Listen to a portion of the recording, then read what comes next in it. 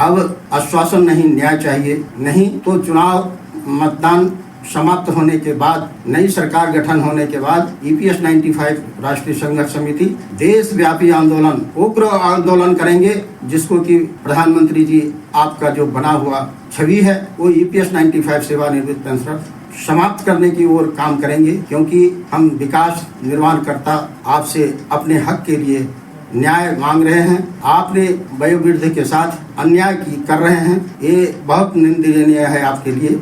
हमारे 250-300 पेंशनर्स दवाई और रोटी के बिना प्रतिमाह मरते जा रहे हैं। क्या आपका यही सबका साथ, सबका विकास, सबका विश्वास, सबका न्याय करने का और मोदी है तो मुमकिन है आपकी गारंटी, ये खोखला साबित हो रहे हैं। रघुनंदन सिंह, राष्ट्रीय संगठन मंत्री, EPS 95 प्रयागराज।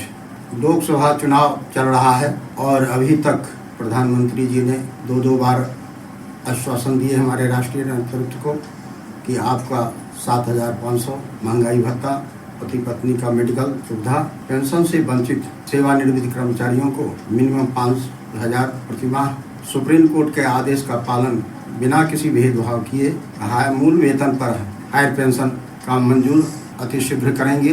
प्रधानमंत्री जी का वादा किए हुए 3 वर्ष बीत गए। इस बीच में EPS 95 राष्ट्रीय संघर्ष समिति राष्ट्रीय अध्यक्ष कमांडर अशोक राउत जी एवं महासचिव माननीय इंजीनियर वीरेंद्र सिंह राजावत जी के नेतृत्व में धरना प्रदर्शन आंदोलन शांतिपूर्ण तरीका से शासन प्रशासन से मांग करते रहे। अभी भी EPS 95 सेवानिवृत्त पेंशनर्स 78 लाख वर्तमान सत्ता पक्ष विपक्ष से निवेदन करते हैं कि अभी भी आश्वासन दें। अपने चुनाव सभा में प्रधानमंत्री घोषणा करें कि 2024 का गठन होते ही पहला शस्त्र जो चालू होगा उसमें 7,500 महंगाई भत्ता, पति पत्नी का मेडिकल सुविधा और पेंशन से वंचित सेवानिवृत्त कर्मचारियों का मिनिमम 5,000 प्रतिमाह, सुप्रीम कोर्ट का आदेश का पालन बिना भेदभाव किए और मूल वेतन पर हायर पेंशन मंजूर करेंगे, क्योंकि अभी 3 चरण बीत चुके हैं